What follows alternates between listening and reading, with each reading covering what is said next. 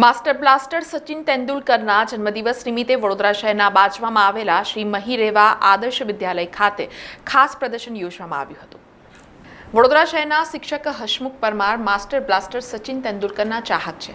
તેઓ છેલ્લા 30 વર્ષથી સચિન તેંડુલકરના પેપર કટિંગ સહિતની વસ્તુઓનો સંગ્રહ કરે છે। ત્યારે આજે પૂર્વ ક્રિકેટર માસ્ટર બ્લાસ્ટર સચિન તેંડુલકરના જન્મદિવસ નિમિત્તે તેમના દ્વારા ખાસ તસવીરોનું પ્રદર્શન યોજવામાં આવ્યું હતું।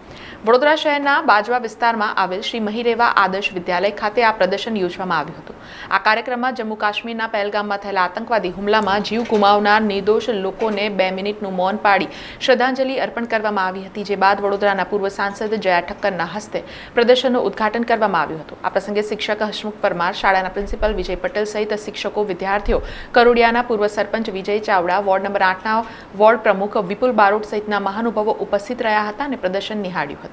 સરસ પ્રયાસ અમારા હસમુખભાઈ પરમારે કર્યો છે અને એ છે બહુ લોંગ, એટલે લગભગ મને તો એવું લાગે છે કે આ ભાઈએ વર્ષોથી તપશ્ચર્યા કર્યો એટલું કલેક્શન મોટા મોટા જે નેતા અભિનેતા કહેવાય એનું કર્યું છે અને એનું પ્રદર્શની એમણે ગોઠવી હતી।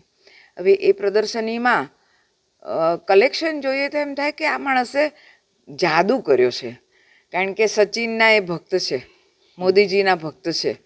તો ઝીણામાં ઝીણી વાતો, ઝીણામાં ઝીણી વિગતો અને ફોટોગ્રાફ્સ અને લેખો, આ બધાનું કલેક્શન જોરદાર કર્યું છે। એમને હું અભિનંદન પણ આપું છું, શાળાના અમારા સૌ શિક્ષક મિત્રોને અને અમારા પ્રિન્સિપાલશ્રીને પણ હું અભિનંદન કરું કે આવા પ્રયાસમાં બધા સાથે છે।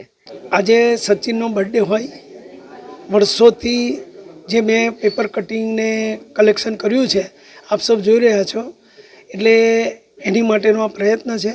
મોદીજીની તસવીરો, અમિતાભ બચ્ચનની તસવીરો, મારા બાળકો નાનપણથી ભણ્યા કોલેજ સુધીના દફતરો અને ચોપડાનું કલેક્શન, આ બધો સંગ્રહ કરીને માટે આજે આ પ્રદર્શન રાખેલ છે। અને સાથે સાથે પહેલગામમાં જે ઘટના ઘટી છે એને અમે સૌ ભેગા થઈને શ્રદ્ધાંજલિ અર્પણ કરીએ છીએ, દુઃખની લાગણી અનુભવીએ છીએ। સમાચારોના સતત અપડેટ માટે TNN ન્યૂઝને YouTube પર સબસ્ક્રાઇબ કરી બેલ આઇકોન પ્રેસ કરો અને અમારી સાથે જોડાયેલા રહો Facebook, Instagram અને Twitter ઉપર।